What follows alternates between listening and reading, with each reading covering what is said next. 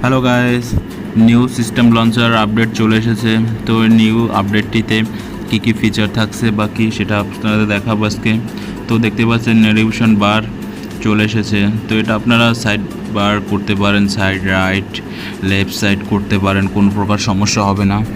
তো এটা দেখা গেছে অনেক ভালো ডিভাইসে কাজ করে। এটা মোটামুটি নর্মাল যে ফোনগুলো নামে তাতে কাজ করে না।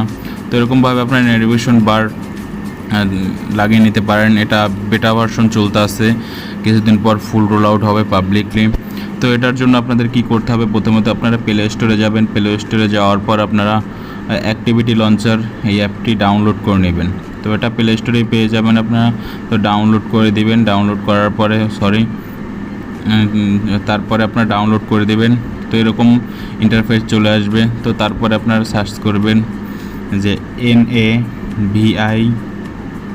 তো এরকম সার্চ করার পর নেভিগেশন বার চলে আসবে। তো তারপরে একটু নিচে যাবেন, আপনারা শুধু নেভিগেশন বার লিখে সার্চ দেবেন। তারপর নিচে আসবেন। নিচে আসার পর দেখবেন সিস্টেম লঞ্চার দেখতেই পাচ্ছেন। তো প্রথম অপশনটিতে আপনারা ক্লিক করবেন। দেখতে পাচ্ছেন কীরকম চলে এসেছে, right side left side centre. তো এরকমভাবে আপনারা রাইট সাইড লেফট সাইড নিতে পারবেন। তো তারপরে দ্বিতীয় অপশনটিতে গেলে দেখতে পাচ্ছেন মিরো। তো অ্যাপ্লিকেশন এটি আপনারা রাইট সাইড লেফট সাইড করতে পারবেন, back button, home button, menu button. তো এটা আপনারা কিভাবে আপনারা করবেন, ইনস্টল করবেন, তো সেটা আমি দেখিয়ে দিয়েছি। তো তার জন্য আপনারা এটা কোনো প্রকার সমস্যা হবে না। তো যার জন্য আপনারা সিস্টেম লঞ্চারটি আপডেট চলে এসেছে। তো এটা আমি টেলিগ্রাম গ্রুপে দিয়ে দেবো। তো দেখতে পাচ্ছেন কি সিস্টেম লঞ্চার।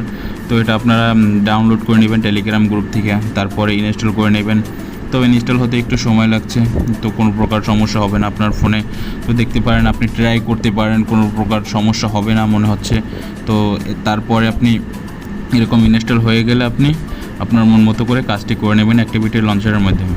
তো আজকের মতো এই পর্যন্তই। ভিডিওটা যদি ভালো লাগে অবশ্যই সাবস্ক্রাইব করে যাবেন। ধন্যবাদ।